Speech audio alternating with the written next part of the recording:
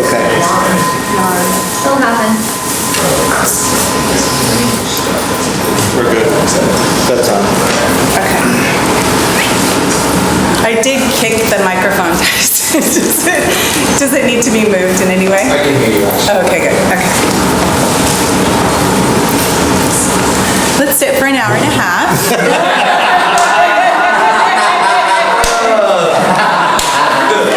Okay.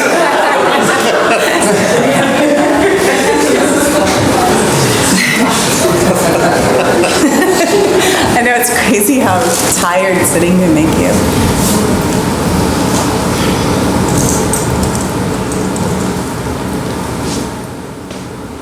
Okay, I'm going to talk about something that I know some about, not everything about, and no one could possibly know everything about.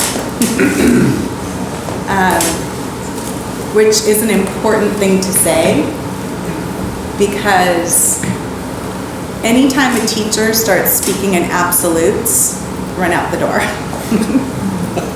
Right? So the Buddha, there's literally, scholars have found 80,000 different skillful means, upaya, to practice. Right? So 80,000 different skillful means were taught through the canon by the Buddha. I just want to say in the that teachings. in the next training, we're going to go through them all.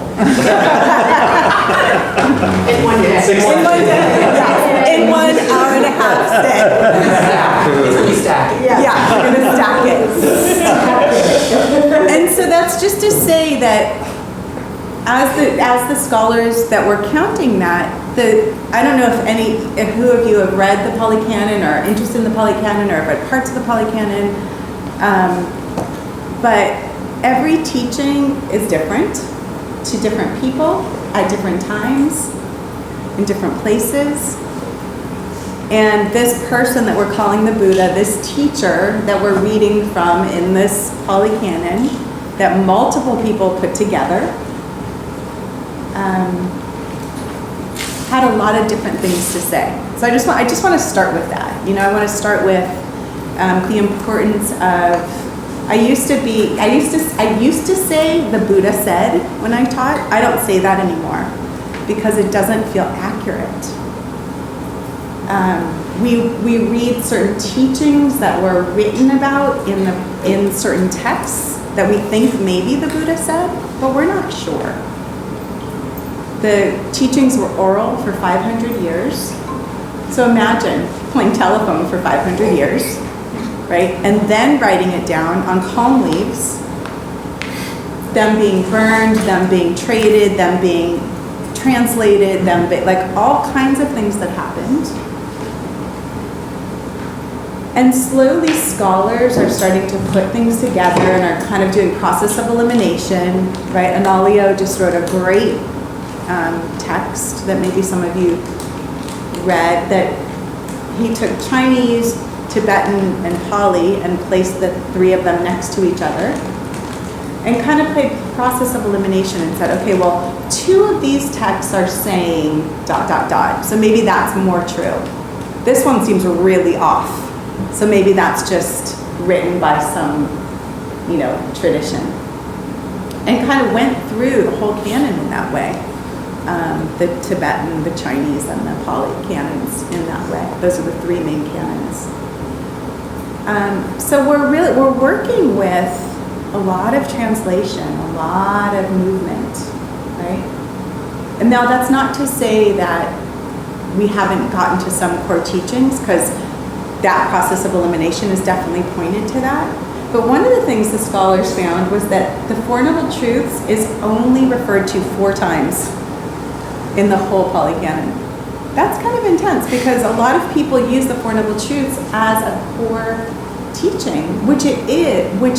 What is a core teaching is that there's a cause to our suffering and that there's a way out of that suffering, right? So that is a core teaching in that way, but not stated as the Four Noble Truths. So I taught that this morning, basically, next door. So I'm just wanting to give sort of context to this thing that we're calling Buddhism, a lot of times we'll throw out the catchphrase in Buddhism, ... And you used it yesterday. Like a lot of people in their check-ins, I'm only calling you out because there was something interesting I found is that, you know, sometimes we'll say we're unsatisfied in Buddhism in certain ways because it doesn't offer us everything. And it's like the Buddhism that we know, I don't know where a lot of you came from as far as lineage, but a lot of us are like Noah Levine or George Haas Buddhism, right? Which is great, which is fine. There's nothing wrong with those Buddhisms. But it's really important to know when you're saying the word Buddhism, what you're saying, right? So like in this country, in America, I wrote down the numbers, I don't know, 316 million Americans. I don't know how old that number is, but 316 million Americans. 2 million of those 316 million consider themselves Buddhist. Of those 2 million, 2/3 of them are from the lineage of Asian Buddhism. They're Asian born, Asian Buddhism that has nothing to do with what we're practicing here. Nothing. And when you talk to somebody who, I love talking to the woman at a place I go to get my legs waxed, and she has an altar, you know, she has an altar in her salon, and it has the 5th century fat guy that a lot of people think is the Buddha. There's a statue of that person, and there's oranges, and there's incense, and there's candles, right? So I love talking to her about Buddhism, because her Buddhism and my Buddhism couldn't be any different. Her Buddhism doesn't actually practice, they don't sit, they don't meditate. Her family sometimes goes to a temple and does some sort of devotional vowing and merit making. But it's not what we have come to know, those of us sitting in the room, as Buddhism. So 2/3 of the 2 million Buddhists in America, yeah. Is that 2/3 are they from Pure Land lineage? Nope, they're just Asian Buddhism. So it could be Zen, it could be Tibetan, it could be Vajrayana, it could be all the lineages. But Buddhist born. So whether they were born in Japan or China or Korea or wherever and came to this country, but are American, you know, so 2/3. And then the other third is this idea around American Buddhism, which is very, has a lot of psychology in it, has a lot of meditation in it, and has a lot of sort of, for lack of a better word, but non-Asian or white American, upper middle class, educated folks, right? That's the predominant culture in American Buddhism. And so just wanting to state that, because a lot, I hear a lot people just say the word Buddhism and it feels a little unfair, because what exactly are we pointing to? So important to think about this idea around how we're using absolutes, right? And being aware of that, because absolutes and view kind of fall in the same category. So watching how we as teachers, we as facilitators, we as educators are using certain terms and how it lands on people and how important it is to be accurate. Right? It's really important. And like I said, the more training I do, the less I'm willing to be absolute, because there's a lot to be said and a lot to learn.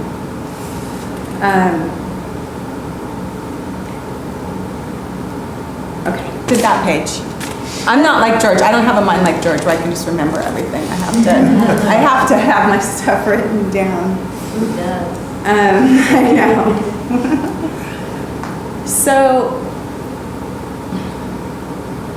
the lineage that, and I'm going to speak about and only from the lineage that sort of ATS, Against the Stream, Noah, Jack Kornfield, Joseph Goldstein, Carol Wilson, Guy Armstrong. I'm going to talk about that lineage because if you're all here representing against the stream, it's important to know, right? And if you're not, that's okay too. So you can just listen and throw it out and whatever. But if you are, I think it's really important to know.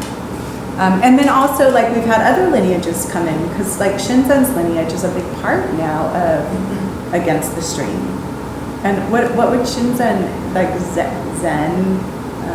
No, I probably would say Shinto. Shinto? Shingon. Okay, so Shingon. Japanese tradition. Japanese That tree tree. on there. If you pin him down, hard enough, he says Mahasi. Does it? He says Mahasi. Well, Because he says he uses, he'll, denoting. he says noting, he says, structure. Yeah. Yeah, But the way that he breaks down the aggregates is definitely Vajrayana. the way he breaks down that. Yeah, he refers to himself as a Pan-Buddhist. Pan-Buddhist. Pan-Buddhist. He's been that's all the. Right, that's a good like way to not have to commit. which is fine. I'm not saying that in a bad way. No, because it's important. It's important because we all in a way do that. Like and it's okay to do. Right? Because if we look at, there's not many purists, because we don't know what purist is. We don't even know what that would be. We know that, so, there was this guy, and when this guy died, everything fell apart. It was sort of like there was 18 different schools that went off of, because people were like, okay, so when Noah dies, there's people that are going to say, well, even, Vinny and I right now, we're the guiding teachers. So we have new ideas about what's happening in this tradition, right? And then we're training different people, and those people are going to have different ideas. So imagine 2,600 years ago, when the Tathagata died, that people had different ideas. And so what happened was there was a lot of splintering, and this oral tradition got telephoned and changed. One of the things that's miraculous to me is that there are certain aspects of it that have stayed really pure, which we think. But humanity stepped in. Okay, so looking at that, humanity stepped in, wars happened, the Silk Road happened. So, went from India through Nepal, kept going north, and then China, Japan, Tibet, all of that happened. And in each place that it landed, you guys know all this, but I'm just repeating it. Each place that it landed, it took on what was already happening in those places, right? So we're watching a diaspora occur. So already any kind of purity that was there, people want to claim it. The Theravadins really want to claim it. The Theravadins really claim that they are teaching the original teachings from the Pali Canon and the Buddha, which might be true, I don't know. But so just, I'm not going into the spin-off, I'm not going to talk about any of that stuff, I'm going to come back to the Theravadins, but, that all happened. So when we talk about Buddhism, being really aware that there's so many different voices and so many different ways to look at it. And then what we're doing here is pretty much Southeast Asian, Burmese, Thai, Sri Lankan Buddhism. That's what's being taught here. And that's what's being taught here because Noah's teachers went there. They learned from Mahasi Sayadaw and Ajahn Chah. Those were the two main teachers. U Pandita was in there also. And then now one of the popular teachers is U Tejaniya. And a lot of the, Joseph and Carol and those people are all now sitting and studying with U Tejaniya. But I just want to talk about the two main, the Burmese and the Thai lineages a little bit. And I love what you're doing right now and actually traveling to these places. I think it's really important for those of you who haven't had multiple teachers to have multiple teachers. Have as many teachers as you can. And then seeing, is that funny? No, because we were just talking about that at lunch. You were? Yeah, it's super important. It's important, and George and I were talking about this earlier too. Have as many teachers as you can, and shopping around too much can be confusing, right? So I really like what George is doing with having this really impeccable practice, because growth and progress happens by staying with one thing for an amount of time. Now, that amount of time is up to you, but it's important. If we keep bouncing around, we will never gain any sort of stabilization in our practice. So with that, being with different teachers, also paying attention to really having a steady and stable practice.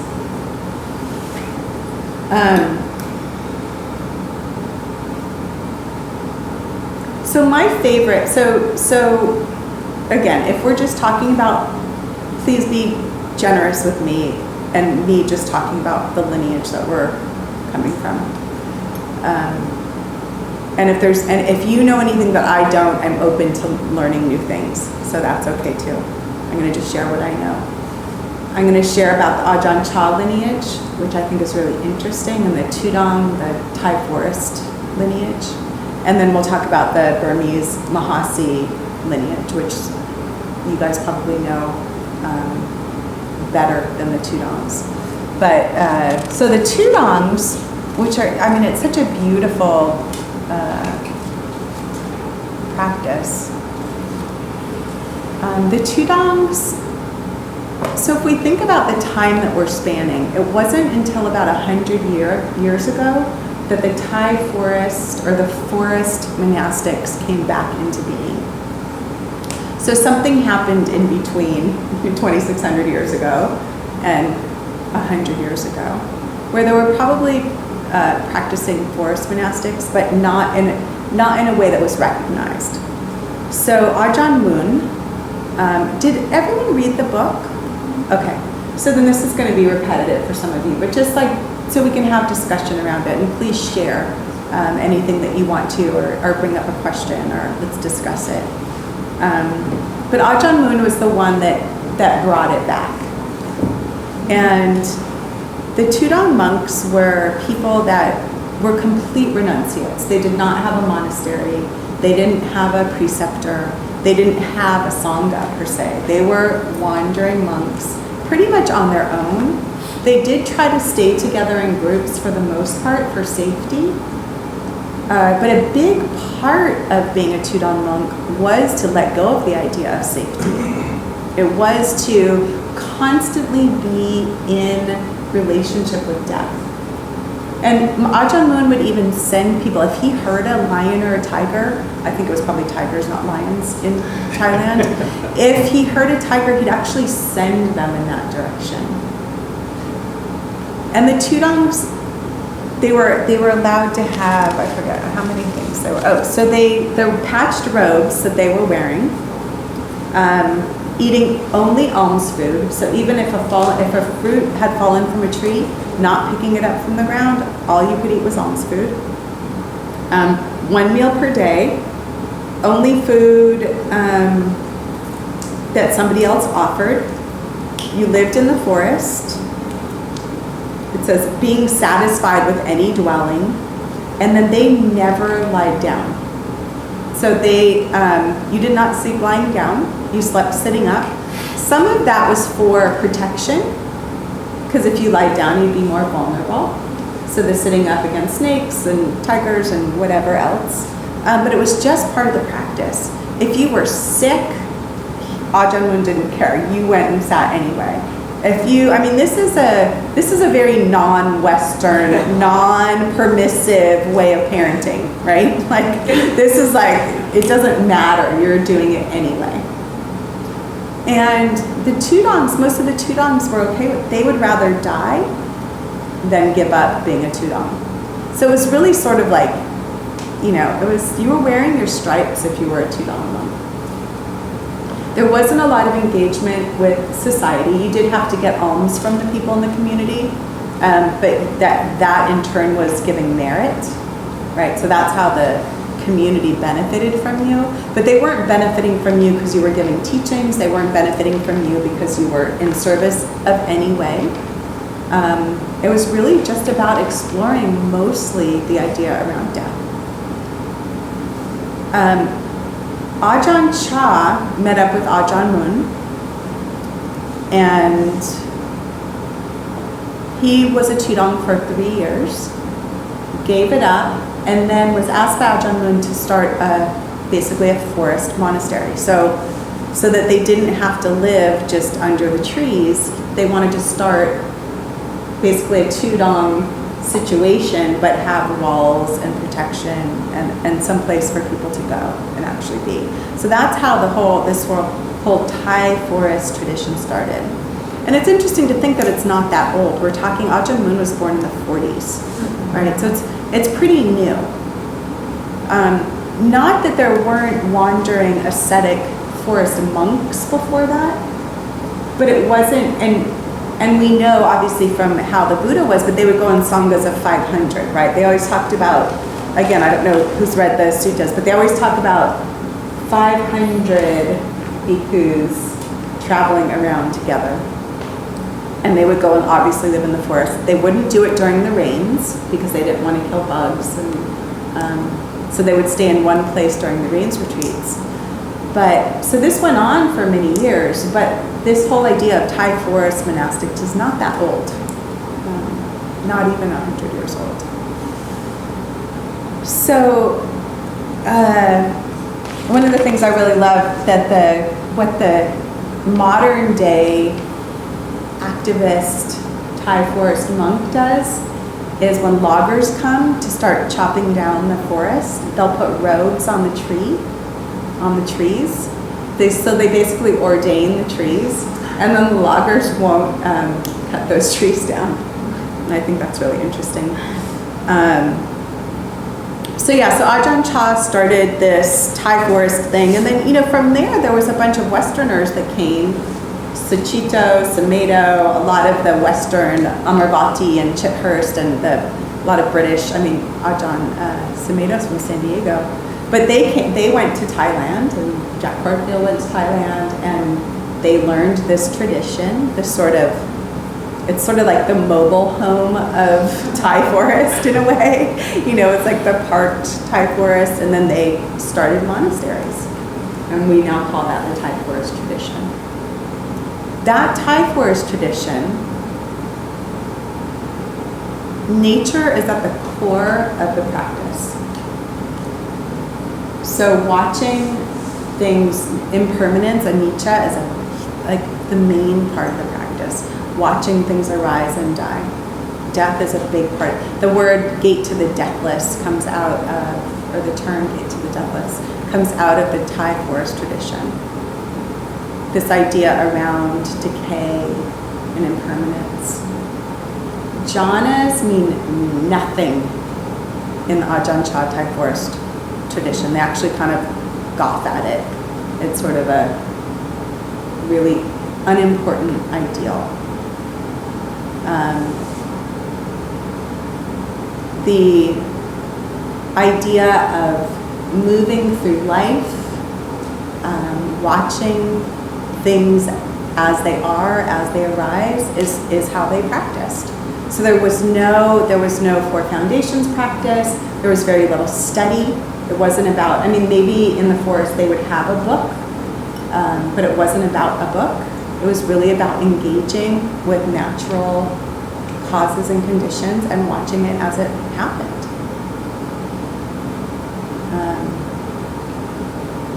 So it's pretty pure and naturalistic, the lineage of the Thai forest people.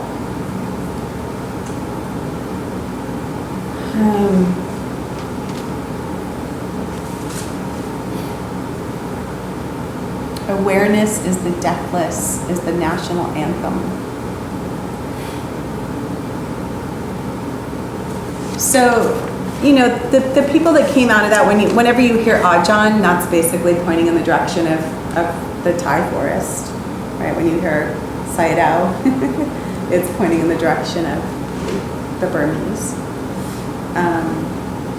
one of my favorite Thai monastics is a female Thai monastic, and her name is Ajahn Neb. And she's really cool and interesting, and we are going to do a little practice together because I want you guys to have this sense of how differently the practices can be. I wish we could be outside to do an overnight. Maybe we need to plan a sleepover and a camping sleepover. Can we do that? Oh my God, that would be so fun. A camping sleepover, one of our, and practice outside. We're talking about doing a 3-day retreat after the training is over. Okay, so, that would be fun. That would be fun. So what Ajahn Neb points to is that she says that every single thing that we do is a movement out of discomfort. There's not one movement that you make. So I just want you to pay attention for the next 5 minutes. If you move, why you move. Right? A blink is our eyes staying moist because it's uncomfortable for our eyes to be dry. When we go to the bathroom, it's uncomfortable to have a full bladder. When we shift in any way in our body, it's because that place that we were is no longer satisfying. Right? So paying attention to each movement and why we do it. And Ajahn Neb says we only move to move out of discomfort. I find that so interesting. And when I practice with that, it's hard to dispute it. It's actually really hard to dispute it. Because even hungry, even the things that we need to do, we eat because our bellies feel empty and we get a headache and there's our energy gets low. Discomfort, so we're gonna eat. Breathing. Pardon? Even breathing. Even breathing, right? Like if you didn't, it's uncomfortable. And she's speaking about this because she is a Thai monk, monastic, and she's speaking of this through her observation of sitting in the forest and just watching why she needed to move. Fear was a big part for her. Hearing noises in the forest. Women weren't actually allowed for many, many years to be sitting in the forest. And they actually still aren't allowed to do it alone.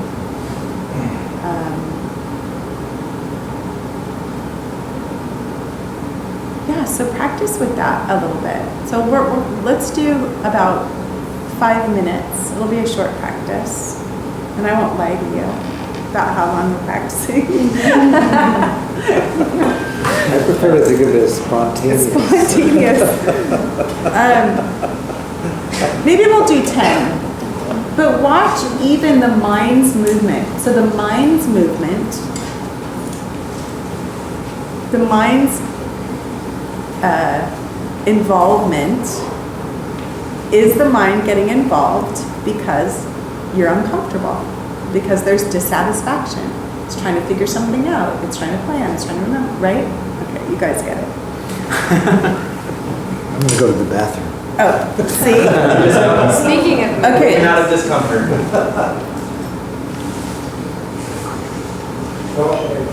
Okay.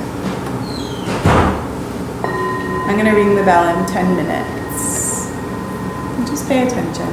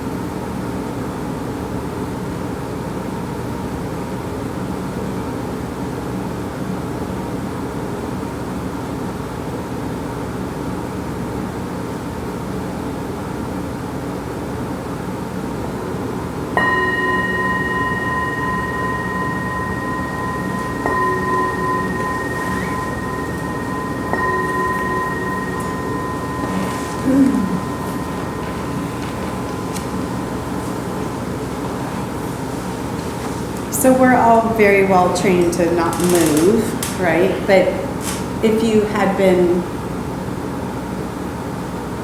just sitting for 10 minutes, like imagine how many times you might have, and why. You know, it might have just been to scratch an itch. Or I found myself sweaty and I wanted to do this a couple times, you know, just to alleviate the minor Sankara dukkha, right? Do you know the word Sankara dukkha? The 3 types of dukkha. So there's dukkha dukkha, which is dukkha of the mind, dukkha of thoughts and physical pain. There's vipariyana dukkha, which is the dukkha of impermanence, like not liking things changing. And then Sankara dukkha is sort of that idea around just discomfort. How, you know, that feeling when you wake up in the morning and you're just kind of in a bad mood, but you don't really have a reason or why, but you'll sort of manipulate your whole day to try not to have to feel the minor discomforts. And so what Ajahn Nev is pointing to here is, you know, obviously, like, take care of yourself. It doesn't mean not to go to the bathroom. It doesn't mean not to eat. It doesn't mean, but how many times do we manipulate situations and living just to get out of slight discomforts or discomfort instead of sitting with being with? And so this was a big part of what the Thai forest tradition was about. There was like, sila was a big part of the practice, the ethical practice, but it was mostly about, formal sitting periods were important, but every moment of awareness, of being, of paying attention, of living, of functioning was what the Thai forest tradition really pointed to, more than anything.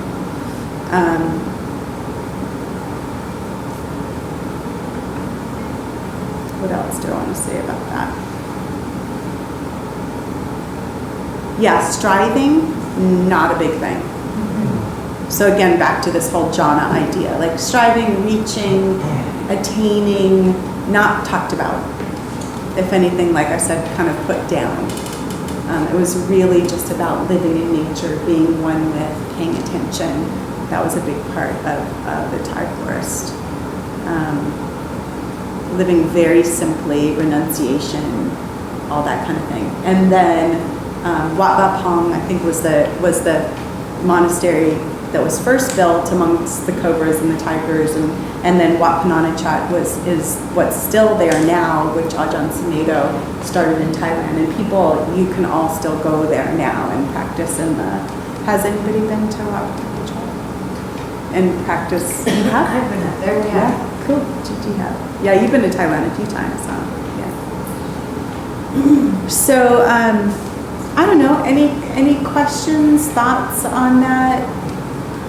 That to me, the Thai forest tradition feels really natural to me. Like that feels very much like my practice. But it took me hearing about it and learning about it to know that. Like I was already practicing in that way. And then once I heard about it, then I went, oh, yeah, this is what I've been doing. You know, sometimes it can go both ways, right? Where we'll learn something and do it.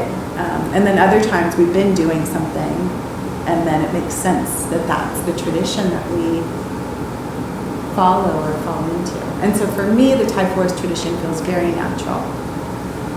And my deep concentrated states come not from trying, but from just a sustained attention in everything. And then I find myself maybe even in jhana, but not through trying to be concentrated, or right?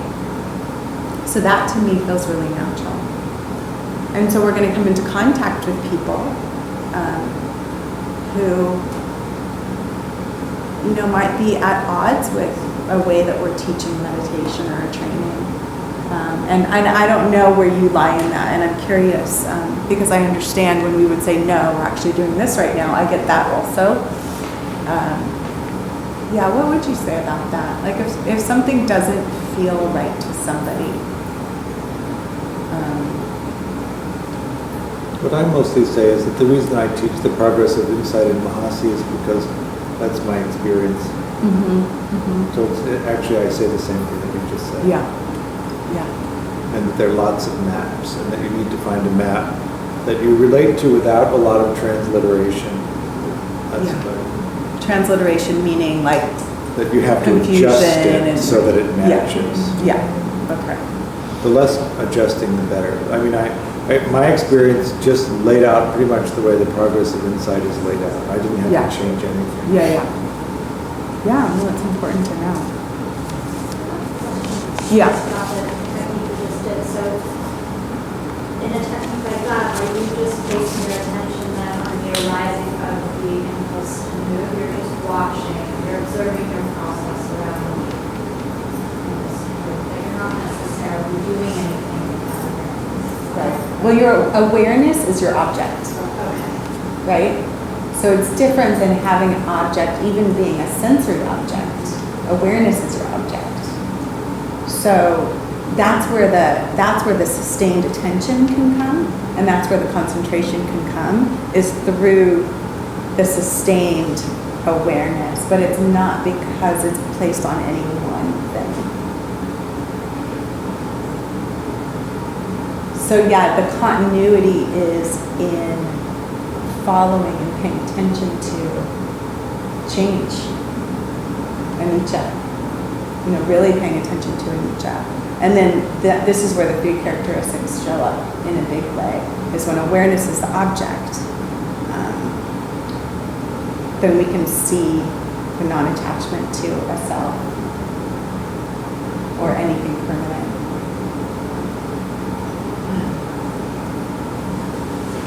So I found myself in that, making a decision first when my eyes closed to count involuntary or so perceived involuntary movement. And I had, at the end when the bell rang, I had 316 little shifts, like interior shifts and external shifts occur. Plus the idea of counting each one. I figure makes it 632. Yeah, and part of that is because you've probably been conditioned in your practice to note or count or watch, right? So that makes sense that that's what arises. When, Christine, when you said that when you went on a Otejaniya retreat, was it you? And you were totally discombobulated?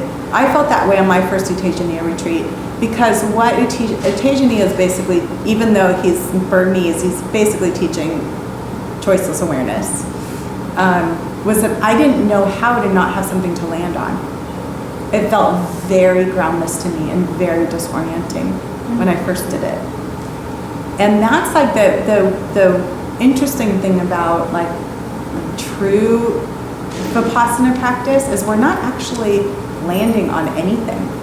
We're not going back to the breath as our object. We're not going back to the body as our object. We're not going like having one anchor, which a lot of us have been trained to do for years, right?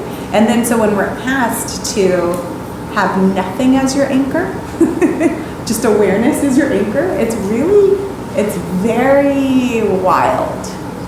It's super fucking hard to do. So I totally got it when you said that in your check-in. So yeah, I mean, that's why it's interesting how the conditioning in our practice gets so much so that when we try something else, we feel out of sorts. Because, so why I think it's good to have a practice and learn how to really explore it, and it's really good to shake it up. It's really good to work your edge, because when we have to work our edge out there, and we're like, but I gotta count, or I gotta, whatever. It's like, wait, trying to avoid an argument, gotta count first, or whatever. It's like, it's really good to work the edge a little bit. Yeah. I have a hard time personally Yeah. reconciling how in cultures, and I guess probably in this conversation, that balance of it's okay to work the edge here, Yeah. but then striving is something that's kind of generally frowned upon. And then a lot of times pointing at as an example of striving is like jhanas and using that as something to work towards. Just feels, Wait, say more. So you're saying like working the edge. So working the edge meaning trying something new. okay. Not necessarily like not striving, but we're trying something different in practice, because if we go back to this idea of 80,000 different skillful means, right, there's probably something we haven't tried yet, is my guess. And if we get just to the first path factor of right view, which ultimately is not holding any view, it's like it's wise to see where our views are solid, and that might be in how we sit. It might be in how we're practicing. So yeah, when I say edge, I don't mean like sharp edge. I mean just doing something different. So that might be taking, you know, like Mo was pointing to, right speech has been her practice lately. It might be saying, okay, I'm going to practice with something that I don't typically practice with. And so what I feel like the sort of the Cha, Tudong, that lineage, and again, this is a view. It's a way of practicing. It's a way of practicing with a lot of space. I don't know if that even speaks to your comment. Oh, yeah, But- that clarifies that distinction. Yeah. The minute you started describing this and you closed your eyes, I was excited to be doing it, because I have the experience when I go out of my normal, that it shows me how much the way mind is happening and the way experience presents is a result of the way I'm practicing. Like the way that the mind thinks, the way that sense experiences happen, it all kind of seems like it becomes fabricated by the method of practice. And doing something like this really illuminated that. It was actually really deep, and it's so bizarre for me to practice this way. But it often happens like this, and when I talk to people who practice in other ways, especially if I'm trying to help them, like in a mentoring relationship, I'll often kind of try to put on their practice to see what it's like for them. And the same experience happens. It's like there's an insight in like how much of what I started to think was just reality happening was the subjective view of reality because of the way I was practicing. Yeah, it's cool. I mean, this is when we look at the aggregate of perception, right? Like, oftentimes I think what it would be like to have somebody else's mind in line for a day. What would that be like? You know, just for a day to live with somebody else's mind. And I'm just wanting to point to, and again, like I said, I don't know merely as much as I would like to know about this, and I want to, but how much possibility there is in the practice. It's very expansive. And if we think about it, I love to just put myself in the body of a Tudong monk and imagine sitting under a tree and having no protection, no food, no ground, you know, it's just like the clothes I'm wearing, the bowl I have, that's it every single day. And what would that do to the mind? You know, what could we let go of? And what, you know, it's just, I just find it fascinating the way that they practice. And I'll probably never do it in my life, maybe someday, but. I was in a Thai monastery, and Ajahn Tom, I think Larry started with him there, and he had a really strange method that I've never heard or seen before. So we would, we had to cool down for 3 days. It was just breath practice, right? But every day when we went to report to the monk.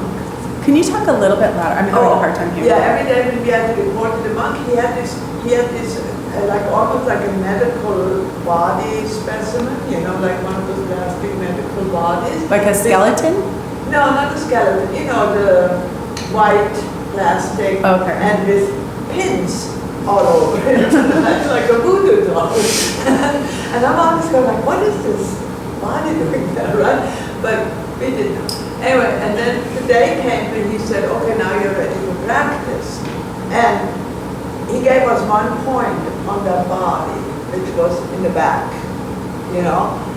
And then we had to like intensely focus on it, intensely focus on it, and it would come a light. It was like a flame, right? And then he gave us the next point, and so we had to just go through all the specific points that he had on the body, and that was the meditation. Now, I didn't stay until the end, so I don't know if there was anything more to it, but that's what we did also. Yeah, so it was first foundation, it was body parts, right? He was having you go through. Yeah, but it was like the mind, you know, the mind controlling, like the mind lighting up each spot. So I'm not quite, so that's not quite the first foundation, you know? Yeah.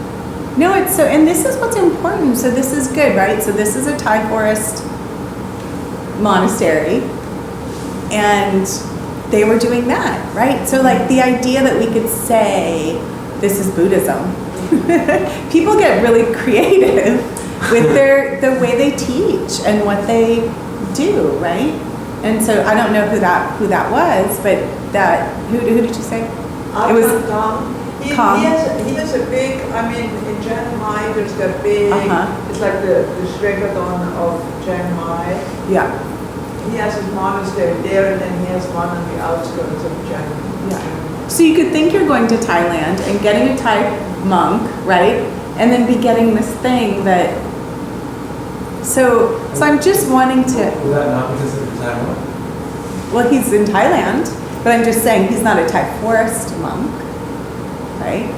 Well, And you could get, like, what I'm trying to say is we can't define any one practice as being anything, right? What were you going to say? when I generally do the choiceless awareness, I love Ajahn Chah's simplicity of letting it go. Yeah.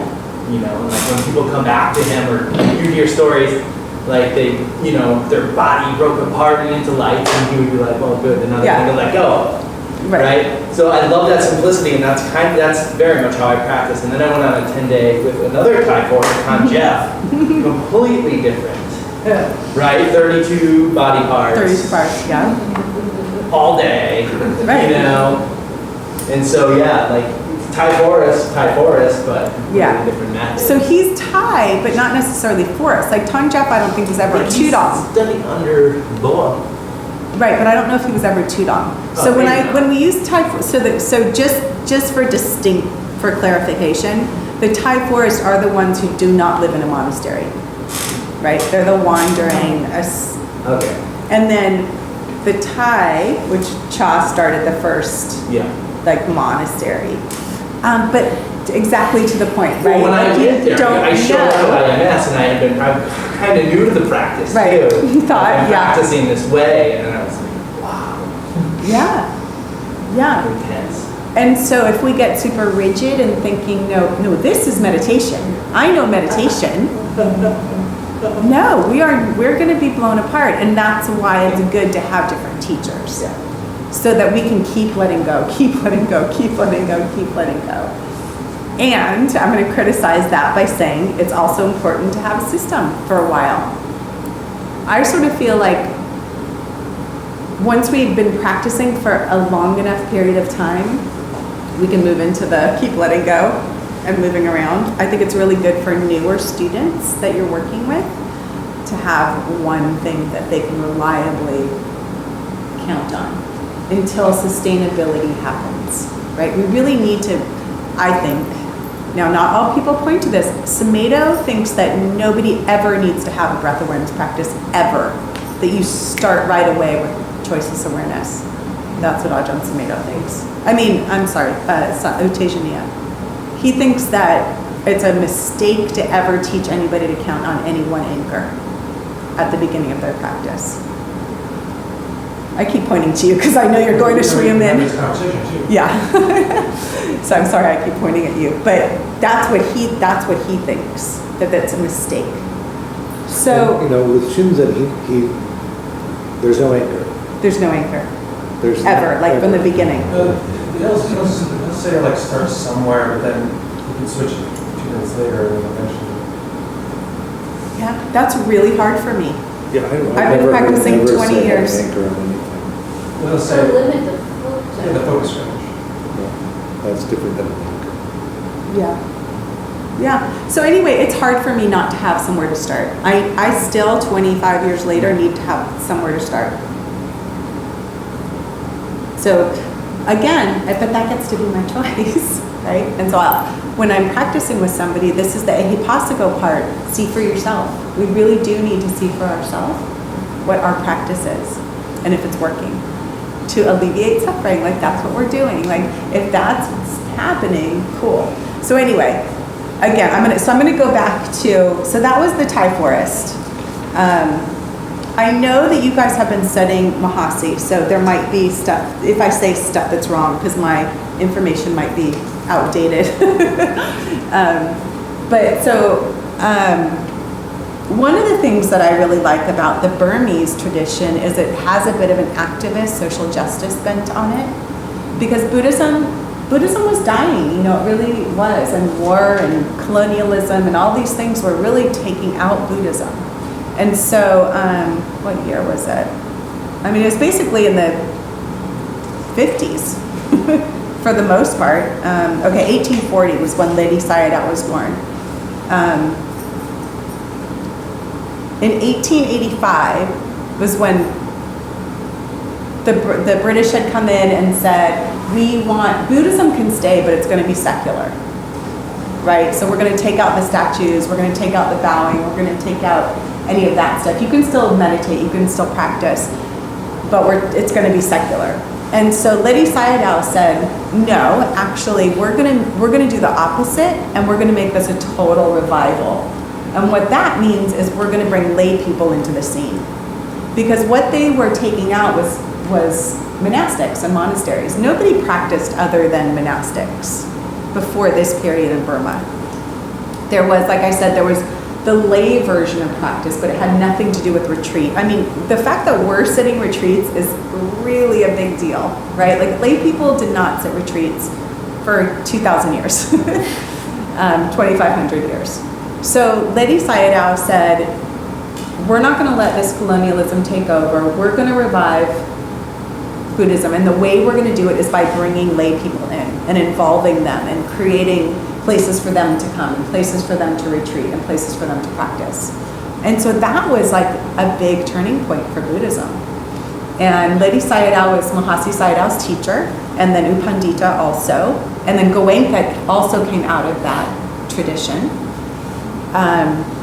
But this was when the way we practice now was created. And so what Mahasi's, the reason why Mahasi got so precise was because us dense lay people needed, who weren't living the multiple Vinaya precepts and who weren't living in monasteries and who weren't renunciates and ascetics, needed to have very core practice models.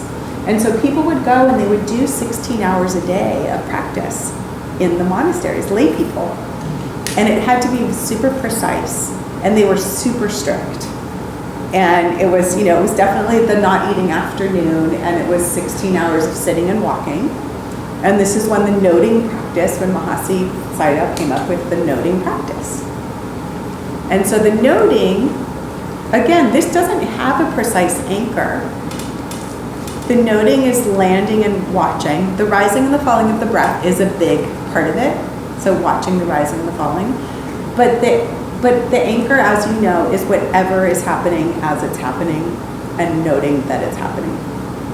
Right? I realized that was the distinction with Shinzen, is that he'll live the focus range, but it's Wild West. Mm-hmm. It's Wild West, right. So as it said, Mahasi starts with insight right away. It does not start with concentration. So, again, it sort of points to like the Cha thing, right? It's following, but there is an object. There is an object that is being pointed to every moment that you notice it. even if there's nothing happening, you're noting nothing happening, right? If there's, so all of it, if there's intention, so before something happens, you're noting there's the intention for the something to happen. And then you're noting I'm thinking about the something happening. And then you're noting the action of the something happening. And so it's constant stream of noting. Which is crazy Not as making. horrifying as you think. Oh my God, to me that is crazy making. So Mahasi Sayadaw, and then Uba Khin was one of his students, and Goenka was the student of Uba Khin. And then Goenka is kind of who a lot of people attribute bringing Vipassana to the West.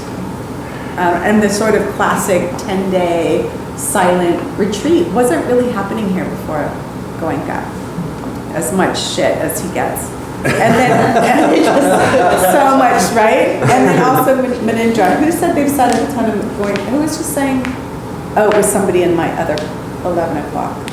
Nobody here. Okay. I did one. Huh? It was my One. first retreat. It was? Yeah. Yeah, it's a lot of people's first retreat. Yeah. You've been to 3. Have you been since you've been practicing insight? Or was Shinzen? Yeah.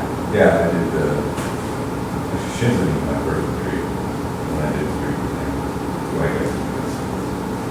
And would you do a Intense Goenka retreat environment. now?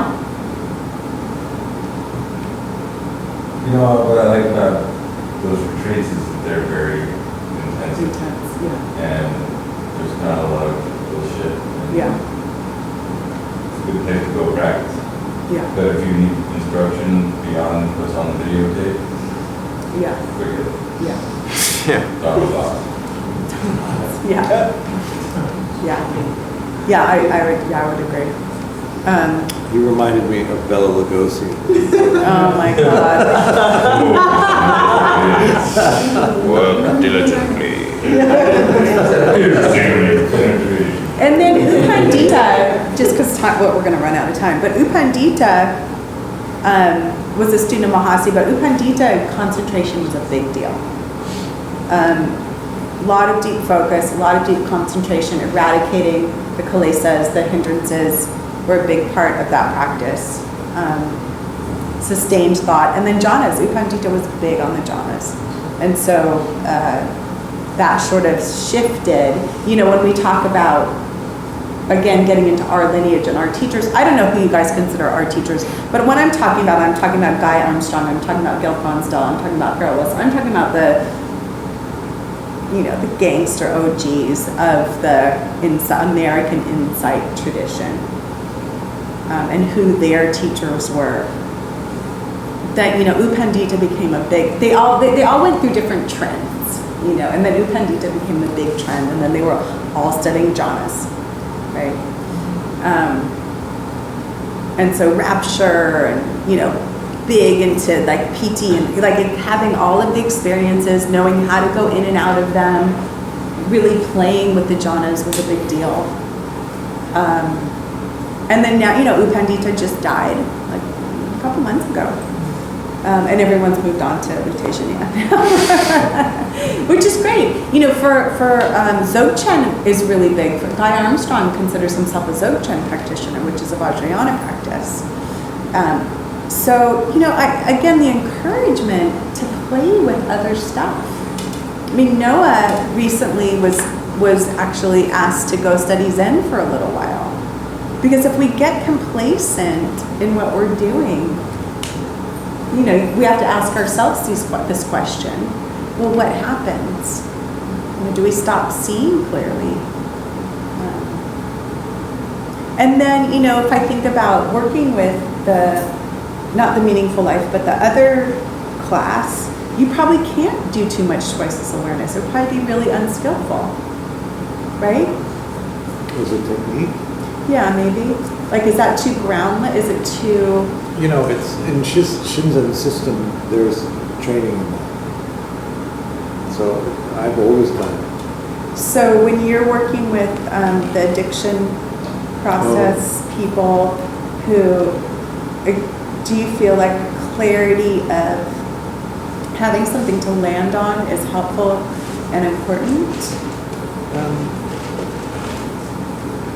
I teach concentration because, in my experience of teaching here, people didn't have enough concentration to do Vipassana. Yeah. That's Right. why I teach it. But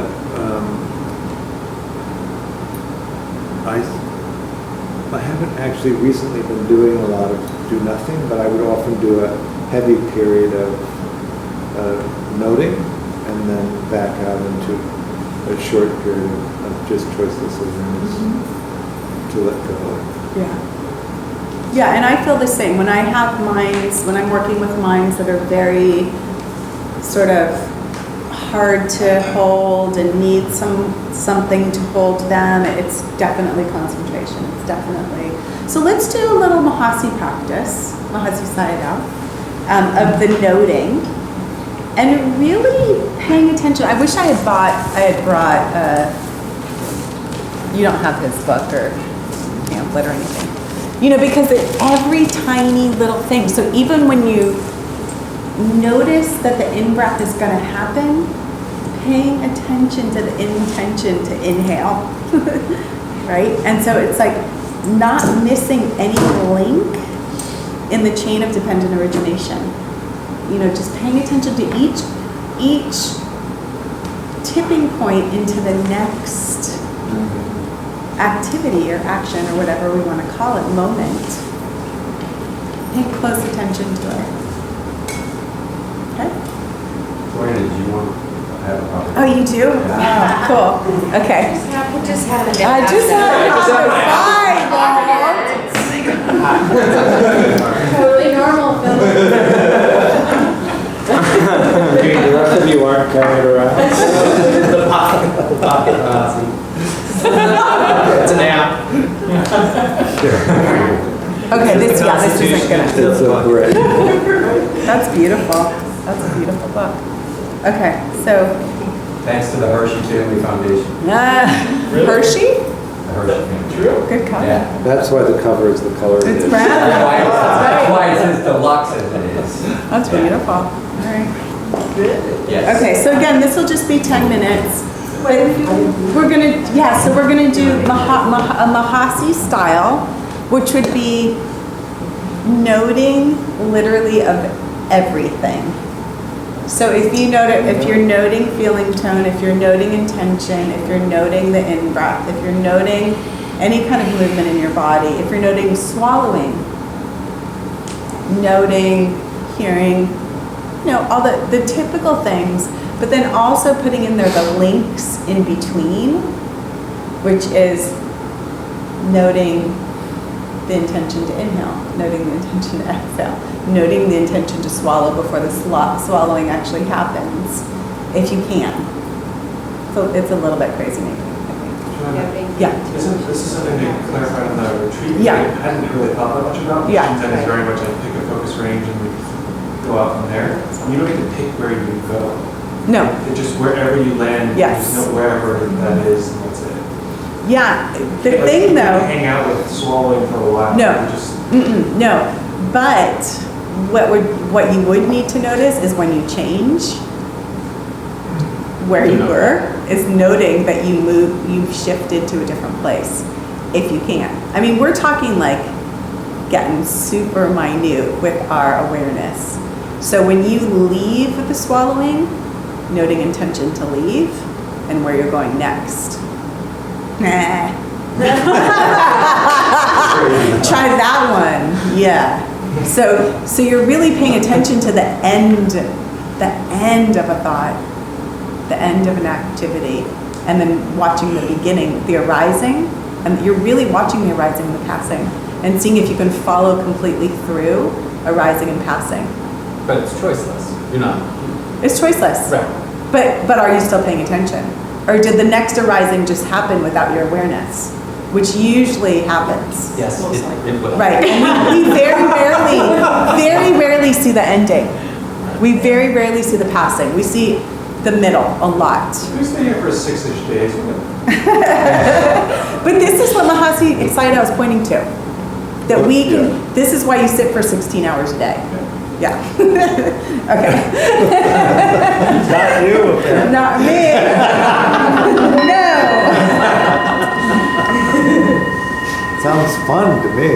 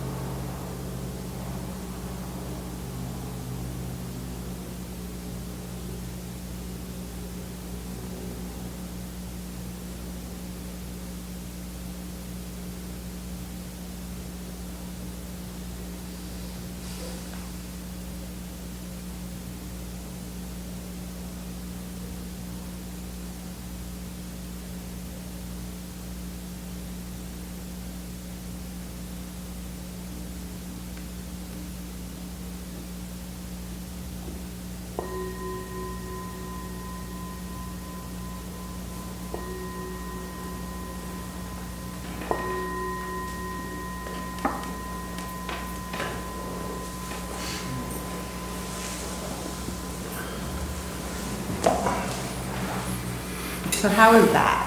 Relaxing. It was. So relaxing. Yeah, Relaxing. totally great for me. Cool. Frantic. That's just Huh? how I do. Frantic. Huh? That's just how I do. That's how you do. Yeah.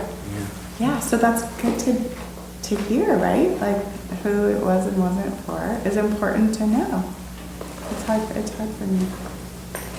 So can you tell me more about? Me? Yeah. Well, interestingly, like, I totally see the way the two styles are different, but I also see the ways they're similar. Like, there's still an experience of kind of floating. I'm still experiencing awareness, but I'm just kind of That's in my landing, mind. even if the landing is on an intention. So there's an experience of like a kind of one fluid experience happening that's very reliable. So are you actually noting, or you're just aware that something's happening? Noting, but I guess I would say I'm noting pretty with a light hold. Mhm, I'm not gripping to the arising that's happening, just sort of landing and noting. But there's still a sense of observation that feels pretty fluid. So, I mean, I didn't feel uncomfortable in the other practice. I liked it. Yeah. But I could feel a sense of similarity. Because it is still Vipassana. It is still, yeah. Breathing and swallowing just seemed like a full-time job. Yeah, yeah. So, because when Mahasi's talking about it, it also isn't a distinction between sitting practice. So right now, just as you're sitting and watching, and you decide to shift your body, right? We, me too, decide to shift our body. Are we paying attention to that moment when the intention is there? So that's what Mahasi Sayadaw was pointing to, is like to constantly be noting everything. Okay, well, that's, Yeah. That's found to be so challenging is the noting, okay, so this is happening now, but the transitions were what The was hard. And then transitions. it became so, well, for me, almost frantic, like trying to do that. It's like, then I felt like I disengaged, and unlike Julia's experience, the noting kind of stopped, and then it's like, yeah, I'm just kind of going along, but I lost track of the noting because it was sort of too frantic in a way. I was noting and labeling continuously. It seemed totally fine. I was just gonna say in response to that, for me that's been a matter of practice in this practice, is that at first it felt like catching up and like there's so much happening, how could I possibly do that? And I think part of what feels so easeful to me about it is like, it feels like my awareness has, like I've learned to let it do its thing more over time and learn to stay aware of that. So now that like darting and landing feels so peaceful. Like it's, it reminds me to be in equanimity, to really be allowing that. So that's happening, but the important part is, are you noting? Are you calling I'm it something? labeling. Okay, so you're saying intention to arising, happening, passing. Okay, because that's the important piece. We can be aware of everything, but are we noting it? Yes, I'm Okay. labeling. wait, and in this practice, we want to be noting? We it or want not? to be noting. In this case, you're referring to noting and labeling as one thing. Yeah. It's the words are used interchangeably, apparently. But they're also different to me They're not. about this, and in the book, as Mahasi explained it, because I just heard noting practice kind of with Goldstein, and it always, to me, it's not breathing, thinking, or whatever. Yeah. And that I could do, but it's the beginning intention and part. ending stuff all around it, where it becomes so big. But it's good to hear the practice. It's doable. Joanna, can you say something about choiceless and intention, I think I'm a little tangled up, because you used the example with swallowing, don't stay there, let the next thing come, but we're supposed to be just letting the next thing come, but also noting our intention. So the intentionality, to me, it's like, I'm not just letting the next thing come, I'm choosing or seeking what next thing that could come am I gonna note. Right, so what, from my understanding, what's being pointed to is before anything happens, there's a mind moment that's aware that it's going to happen, right? It takes a lot of attention. So that's what I'm talking about around intention. So there's so many different words that get used, right, in different language. And so right before, so let's say even your hand right now, I don't know that you're aware that you're moving your hand, but you are. And so that it's not totally involuntary, right? There's an intention that happens before it that is telling the nervous system that you want to move your hand. So somewhere there is a choice being made, even though it may feel also. So choiceless awareness isn't my term. I didn't make it up. Another semantics thing. Right. So it's like tracking choice, it's like tracking our memory that's, what do you call it, memory, George, the one? Which? Procedural. Yeah, procedural memory, right? I can't even begin to tell you what I could hear over. You have to talk Wait. louder. But you can't hear the air. So just going back to choiceless awareness is basically following whatever you notice strongest. That's the simplest way that I can say that. Following whatever you notice the strongest in each moment is what would be choiceless awareness. Thank you. It's not different in the Mahasi.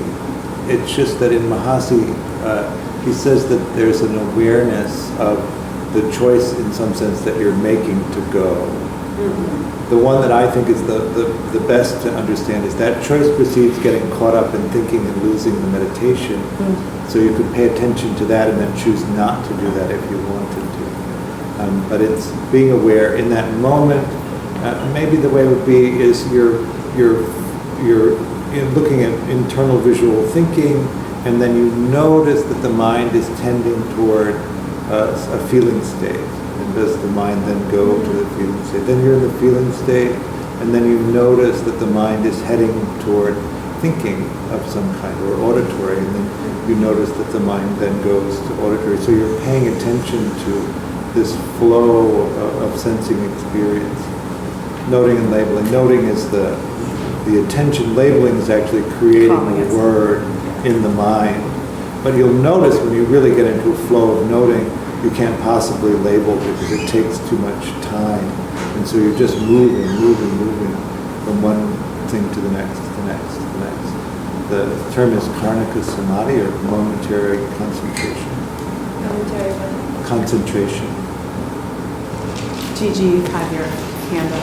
Well, I was actually going to say the time-consuming thing, like you were saying, like awareness and noting and all of those things. For me, one takes more time than the other, and like actually noting, like labeling something as opposed to just the awareness of it feels more exhausting to me because the amount of time that it takes to actually name something every time it comes up.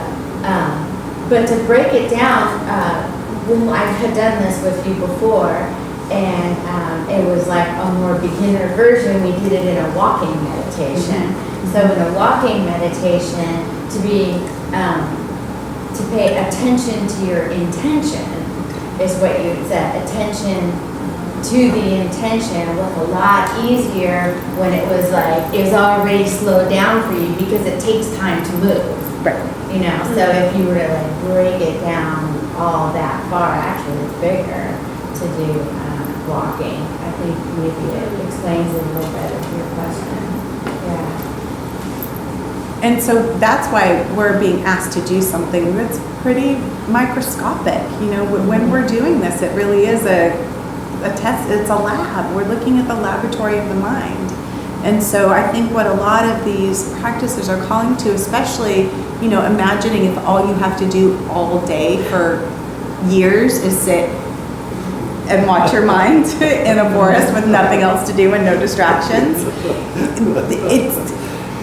There's time, let's do that. There's tons of time to note and label and watch beginning and watch end, and it becomes a very, but we're throwing it into 10 minutes in LA, but that's what we're doing when we're practicing. But incidentally, that's what I asked you to do for 90 minutes, right? Yeah, right. And we get better and better and better and better at it. Go ahead. We have to take you to a Shinzen retreat. I've been to a Shinzen retreat. Yes, I was with Shinzen before I met Noah. Nobody has talked about soaking in. We also have to soak in, right? What we're there for. Well, the momentary noting is to know where your attention is and to have the experience of it. That's what Mahasi typically says. To know what it is and to have the experience of it. That's good. I was just going to say, the biggest challenge with this practice has been coming from a place where it was so effortful that my experience was so distorted by the effort, and slowly realizing that and backing out to a place where things were able to happen the way they would if I wasn't able to. That just took a long time. And some of these other practices that are so much looser sometimes eliminate the ways I've fallen from that. Oh yeah, I'll feel like, but this is what I'm doing. Yeah, so I'm going to, from off of what you said, I'm going to move into the sort of Sayadaw Tejaniya thing, and we are going to do a walking practice. Because one of the things that Carol Wilson, who is now, she said she feels like her brain has gotten flabby since she's been studying with the Tejaniya, and that she sometimes needs to go back to concentration to sort of tighten the mind again. So, because Tejaniya, he was a lay person, and he has a son, and was a householder, and had a shop in the marketplace, and he started practicing in his 30s, and he would practice at his market. He had like at a bazaar, right? He had a booth at a bazaar or whatever, and he would sit with his eyes open. And he said he never, ever, ever stopped practicing. So when you go on your Tejaniya's retreats, there's no bells, there's no Dharma talk, there's no, there's meal times, but that's the only thing that's timed. You sit as long as you want, you walk as long as you want, you can talk.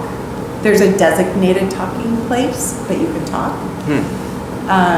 Because practice is never meant to end. It's not only when you're sitting.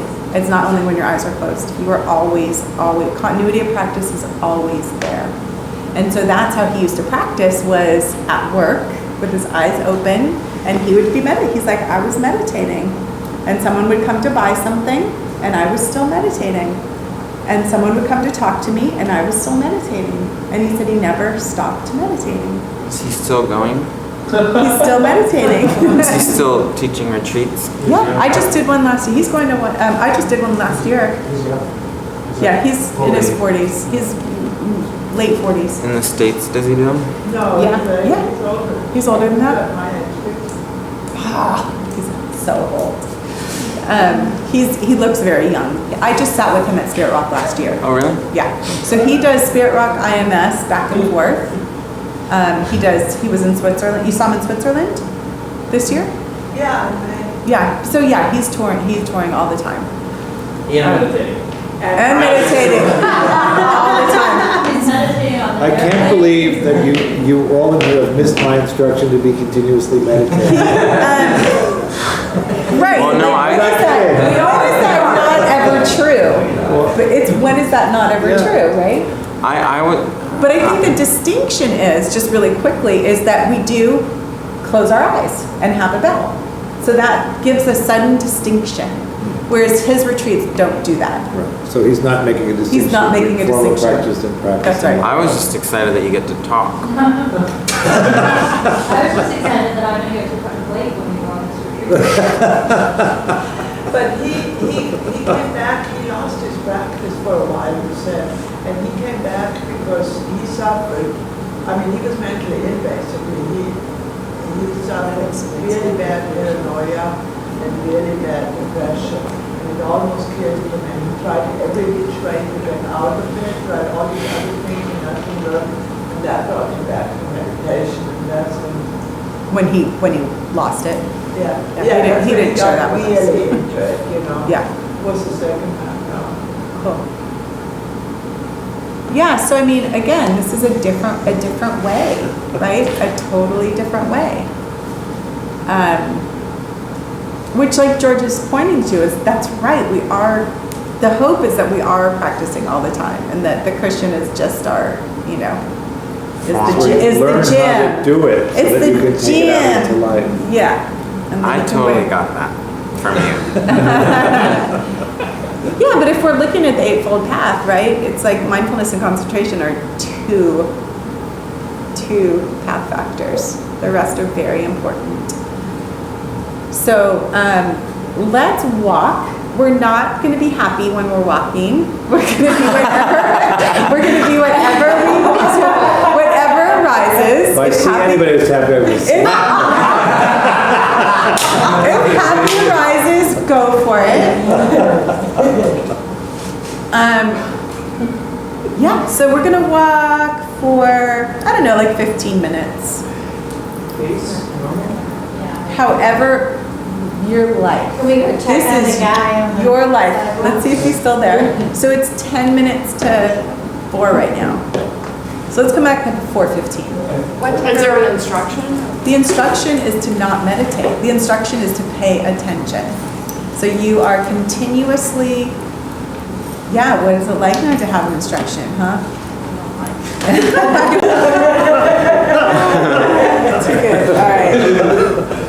So, how was that?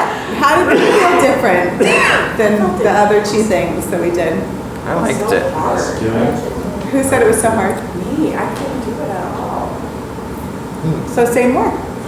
Just, I don't know, I mean, I probably wasn't doing it right, but I couldn't do it without labeling.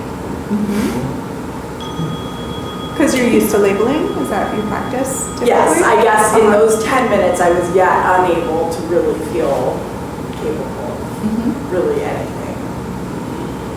And then, I mean, that's not true. I mean, I had 5 moments of awareness without labeling in that 11 minutes. But I found it very frustrating. Yeah, and again, I think that just points to what your previous condition to meditation is. Not that you can't do it. You could totally do it, but we've been conditioned. Have conditioned our minds to do it a certain way. And I could feel my mind efforting, but I also now so tired too. Like it felt doing something new in that way felt too hard for what my brain was capable of right at this moment. I had the opposite experience because it actually kept me awake, like literally awake, standing upright after walking. But I think that for me, there was moments, there's something here, yes, I see this. Then other times it was so, in terms of the activity, like kind of ordinary everyday functioning, that kind of, I just snapped back into that. And I was, totally oblivious. And then I would somehow slide back into this as a meditation practice.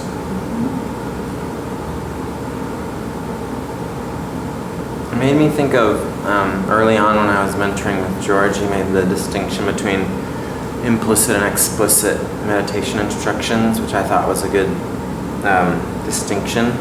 This felt like implicit, like just it's a simple instruction and you just kind of find your way. And it was really accessible to me, I think, because that's the way, at least in the communities that I've practiced yoga, that's what that's the way they teach. It's definitely an awareness practice, but there's no noting, there's no technique particularly. They're just encouraging you to be present with your moment-by-moment experience in various contexts. So, I was taking that off the mat and just walking down the street, feeling my feet on the ground and like taking in my surroundings like a lot when I started doing my yoga practice, but there was never any explicit technique. It was kind of like this. And I like it. It's just kind of like, there's a freedom about it. So a couple things that Tejani, at least when I sat his retreat, so it's interesting, like what information you got that I didn't get, is that there are two things that he points to a lot as mood. So paying attention to overall mood is the word that was used on my retreat. So knowing, right? So you're not just going about your business. You also are aware of whatever the overriding mood is. So it doesn't mean feeling or emotion or anything like that that's specific to a mind moment. It means your overall experience right now, right? And then another thing is right view is pointed to a lot in Tejani's teachings. And the hindrances, he was all about the hindrances. Okay, so I didn't talk about those on mine. So he was talking about hindrances on. So if we look at, I would say like if his predominant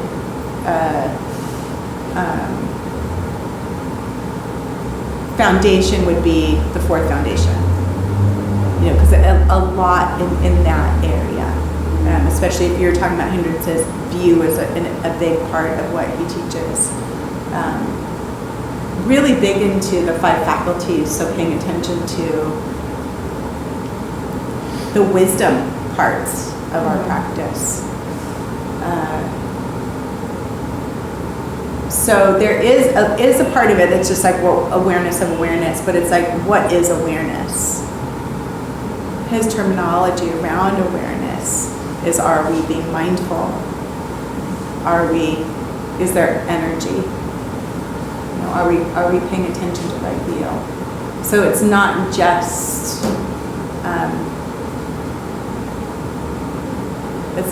just knowing what we're doing, it's doing it skillfully. At which pace did you move during that retreat? At what pace? I remember listening to the Dharma talks while you were away. Oh, yeah. Right when you returned, and they posted them. And even just the manner with which he spoke and his interpret was so slow. And I'm just curious to know how did you move? I don't know. It was really the first, because I've sat with him twice, and the first time, that was my second time. The first time it was hard for me because I've been conditioned. Again, like it's okay to look at our conditioning. My conditioning was bells and 45-minute sits and 45-minute walks and, silence, and like that was my conditioning. So the first time I was still trying to like somehow go, okay, I'm gonna sit for 45 minutes. So really slow. But then over and over the instruction was like, don't do that. Yeah. And, and I really needed to have an anchor. I really needed my breath. To settle first. Now the second retreat, totally different. I was able to just let awareness rise. It's different. Like I feel like awareness is easier to pay attention to in motion. Really, like way easier than in sitting practice. For me, when I'm sitting with my eyes closed, I want to land on something and I want to have a sustainability first, and then I can open up into awareness. But I can't close my eyes and not have something to land on first. Like even if it's 5 breaths, I need something. So my pace was different the second time than the first time. But my pace the first time was trying to be in a retreat, or my idea of a retreat, right?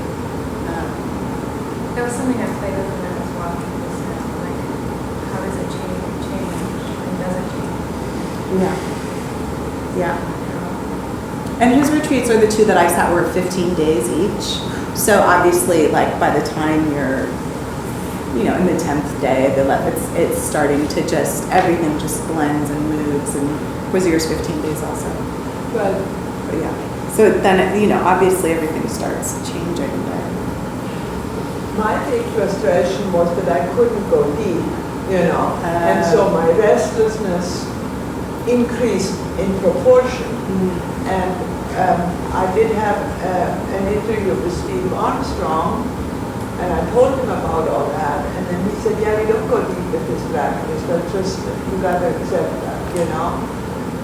And then I go like, but that's unacceptable to me. Right. Well, and that's the thing. Carol Wilson, the word deep, she hates that word. She's like, the word deep is actually not any kind of goal. Sustained is a goal, is right? I'm just saying her, right? So again, we're looking at, so what does deep mean? Like, because we, you know, a lot of people like to have an experience. So deep means an experience. And I think what's often being pointed to sometimes by people like Utejaniya is we're not trying to get anywhere, right? Depth is something that we are striving for or towards, when no, actually we're just trying to be awake and aware. So is that deep?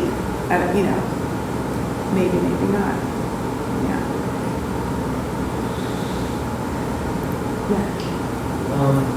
I spoke with Temple Smith last week, and he was just saying knowing and flowing. And I really liked that. He'd say, I'm trying to be knowing and flowing, and he'll look for when he's too off. He says when he's too brittle and like caught up in it, and he'll say I need to step back and flow more. And then he'll say, but when he starts to feel like that's too spacey and his mind's getting all over it, he'll say, well, am I still knowing the experience, or am I just flowing without knowing? But I had a question. Yeah.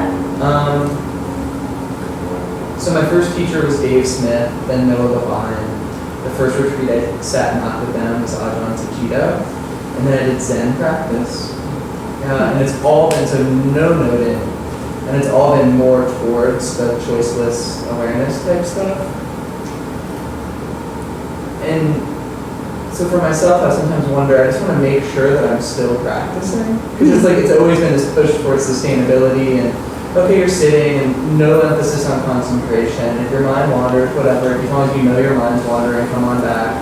This isn't so big a deal. Or pay attention to the mind. And sometimes I have to wonder, it's like, I keep myself still doing periods of sitting because I want to make sure, you know, I've been practicing for 7 years, so I still feel like in the beginning, I don't feel like I'm on the other side of 25 years of practice. And so I want to make sure I'm still developing. So every once in a while, mostly I think it's fine. It's like I sit, I try to pay attention to what's going on, I try to behave ethically and kindly to behave. So I feel like I'm practicing and developing. When I look over my biography, I can feel like, oh, there's good and cultivating good things. But especially even as like, you know, I facilitate a weekly class, I'm doing some Dharma leading and more of that. I just wanted to really make sure that I'm practicing and cultivating mind states that are worth.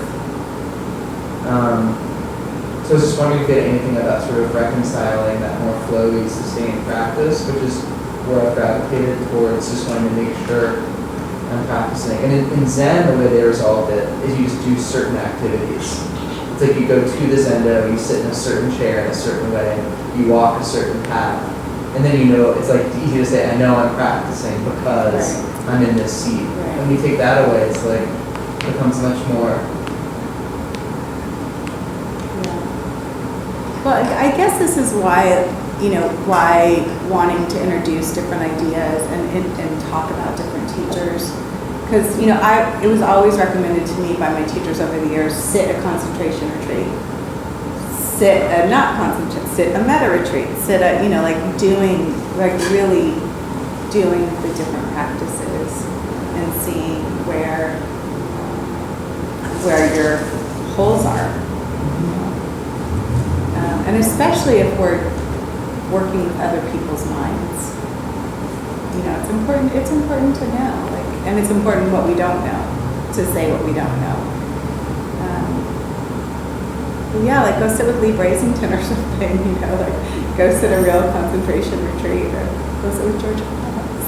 Well, George is my first teacher that's emphasized concentration. Yeah. And it's been helpful for me because I've noticed that in that practice, though there's something nice to the looseness, but I also noticed that I was getting into these mental formations and mind states and not always, I guess the litmus I try to use is like, am I even aware of what my mind is doing? Do I know what my mind is doing? And am I watching how it's affecting me? And when I'm not practicing, I'm just,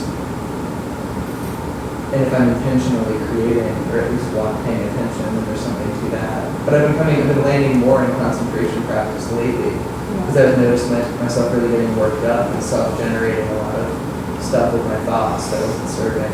Yeah. Well, and that's my litmus test. Like the biggest thing ultimately always, and if I go back to this 80,000 different upaya, is suffering. Like this is what like the big banner is. You know, suffering and the end of suffering. That's the big banner. And like, yeah, we can get all tweaky into modalities and ways of doing it and how-tos and like all those things and get like super, stuck on that. But really, the point is this suffering and the end of suffering. I just think if we're looking at right view, and if we're looking at all of the things that land under right view, which is karma, which is the Four Noble Truths, which is cause and effect, right? It's like if we're paying attention to those things, then is that happening? And if it's not, then maybe practice needs to be shifted a little bit.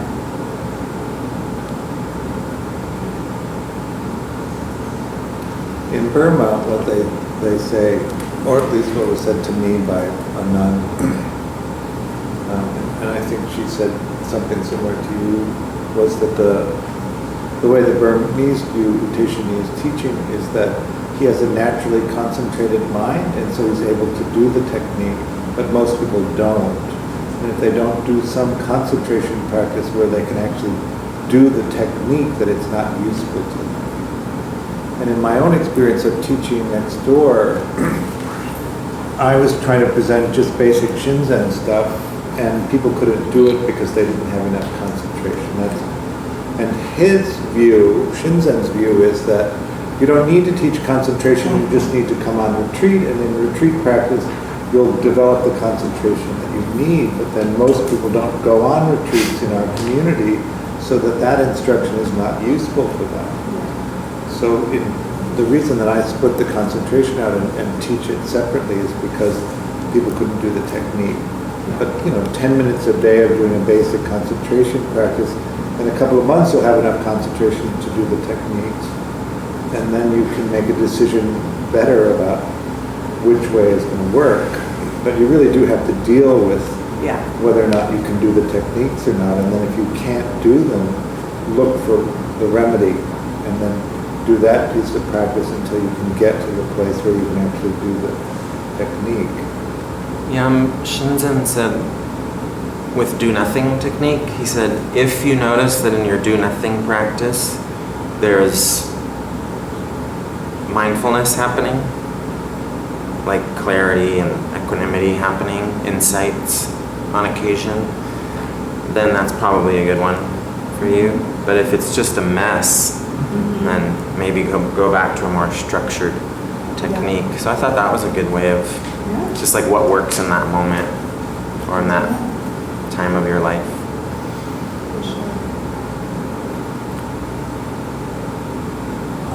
It's interesting because I gravitate a lot towards this do nothing, the choiceless awareness. It's sort of would be my natural inclination a lot of times. And sort of to comment on what you guys are saying. For me, if I hadn't done the noting around the emotions, I wouldn't have understood my emotional life at all. And if I hadn't had a sense with the noting around whether or not I was spaced out or not, I wouldn't have been able to do choiceless awareness. Totally. So now I have a sense of that, so it feels like, and also coming off retreat, I have a bit of concentration that I can get into that space where it's very expansive and that it is more choiceless, and it seems to work, and it seems to be something I really enjoy. Which is, again, going back to right view, and why right view is so important is we have to see that causes and conditions are always there, right? And the causes and conditions that are allowing you to do that kind of practice are that you had another kind of practice, right? Like we can't ever pretend that there aren't causes and conditions in existence. Like that's wrong view. Something is creating every moment, and knowing that is important. So that's a perfect example. And U Tejaniya was a Mahasi Sayadaw student. So, and U Pandita student, so had that practice first to be able to say, oh, you don't need that, right? But the causes and conditions got him there to be able to say that. So I don't think you can throw out, his experience, his previous experience. Yeah. Well, that's the same with the title of the teachers. Yeah. They always say, there's nothing to do. Emptiness. But that's after 15 years. Right. Was there anything that Krishnamurti, who says like do nothing, there's nothing, call the search, he was mentioning it every day. He would sit, study practice every day, come out later. Right. Yeah, so it's,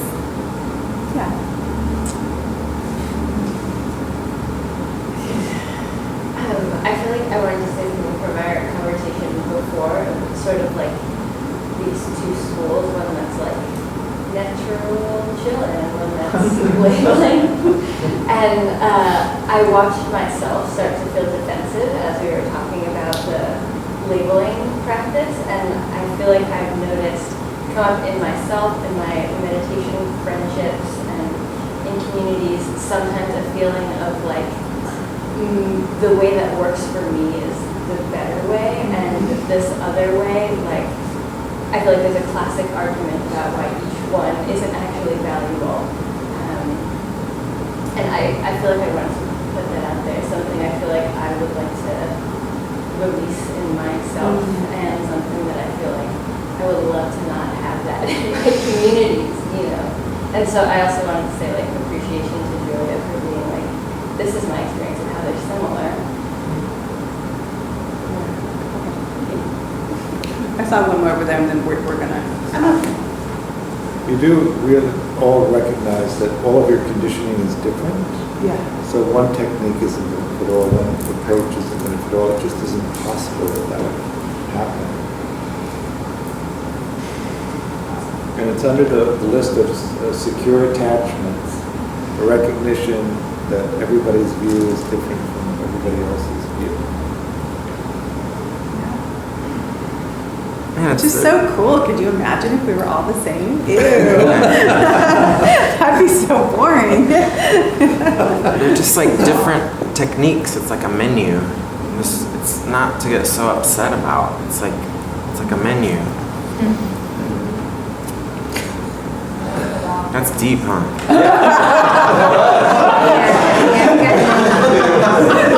It's true though. That's not what I was laughing because my mind immediately went, but mine's the best. I'm hungry. Mine's the best.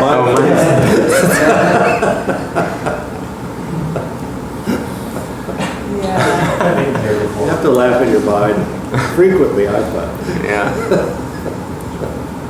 So the exploration continues. It's never ending. Somewhere, 10 years from now, you're going to look back and go, wow, that's what I was doing then. And, this is what I'm doing now. And hopefully we'll just keep growing and learning and changing. But I do want to encourage everyone to sit with different teachers and to read different shit. Even if it's, like Advaita Vedanta, like you were talking about, or Hinduism, and, Ramana Maharishi, and, there's so much out there to learn around emptiness and around different aspects that are helpful. And then I would urge you to pick one person and become expert at what they're teaching. Yeah, no, that's a good point. That's a good point, is that it is important to really explore deeply something, to know it. All of my teachers, the people I respect, spent years in one way, and then if they did switch, it was after many years. It wasn't like a week. It was some time. My timing seems to be ordinary in that way. I've been studying with Shinzen for about 18 years, and now I've taken on a new teacher. Who? Me. In Dharma. Oh, yeah. No, go ahead, yeah.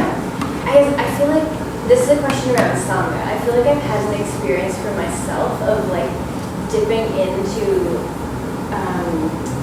like for example, having this experience of getting Indaka's metta practice and then having Shinzen's insight practice. And I start to feel like my own language. There's no other individual who fully understands my whole Totally. language. Yeah. So I feel like I would love to hear your guys' experience around building Sangha and like support for yourself in your practice, while at the same time like drawing from a number of different places.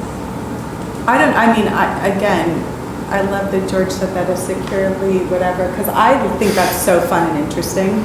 To me, I want to hear what other people have to say, where they are, what's going on, and it doesn't have to influence me. Like, I can hear about it and know about it and learn from it, and love More them. about feeling understood. Huh? I'm asking more about feeling understood when I talk to someone else about my practice. So I guess my question to you would be, what does feeling understood mean? Like, do they have to agree with you to feel understood, or can you just be heard to feel understood?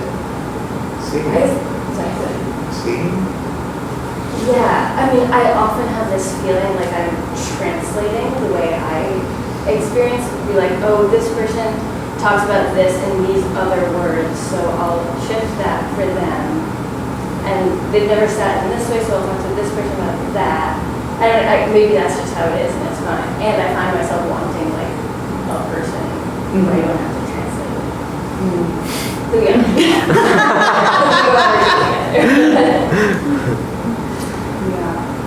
Maybe stop translating. Interesting. Yeah. Let them translate. Let them make all of those connections. And then feedback to their understanding. And that may give you a way of feeling seen. Because also the subtleties kind of don't matter.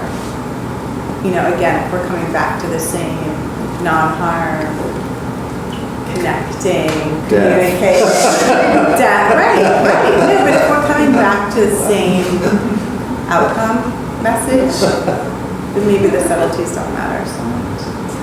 Right. We all know the end of the game. I think it's the same for the people who are just like interested in one. Who are interested, yeah. So,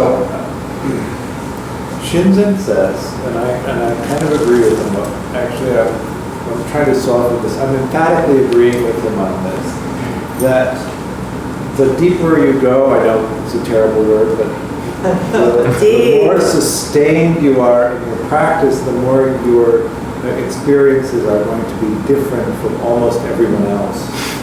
It is not reasonable to not relate to them in an intimate way because you'll become increasingly isolated if you do. You have to find a way to be able to talk to people that don't practice. It's just, your life will become so out of balance if you don't do that. Or who practice differently. Yeah. Well, what made me think, when you were talking about that, because I teach on teaching teams a lot. When I teach retreats, it's usually 4 different teachers, and we all teach differently. Even within the Theravadan, Vipassana, Insight tradition, IMS, Spirit Rock, we all teach differently. And so we need to find a way to make a retreat go smoothly. And we do. Right? So it's like, the goal is the same. We want to suffer less, and we're trying to get that point across. And we might go about it in very different ways. And that's okay. I feel like the deeper I get into my practice, the more I'm actually able to share my practice with all my non-practicing friends, or just share myself with my non-practicing friends, which was surprising because I feel like when I first started practicing, I thought that that was a line in the sand that would divide somehow. I just like people that are loving and kind. I don't care how they got there.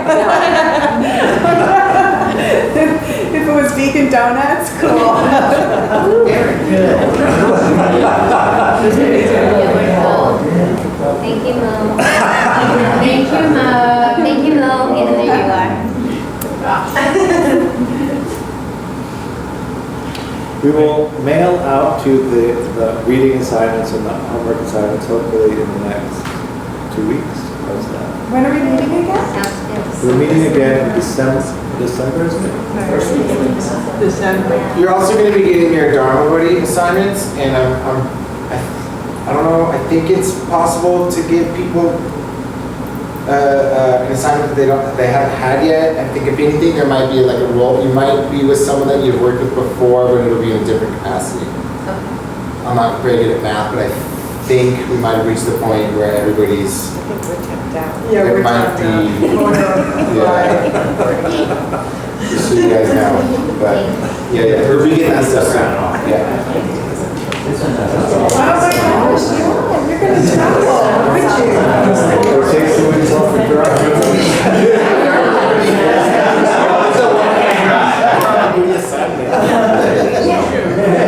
Is that our very casual closing? Yeah. Yes. Thank you.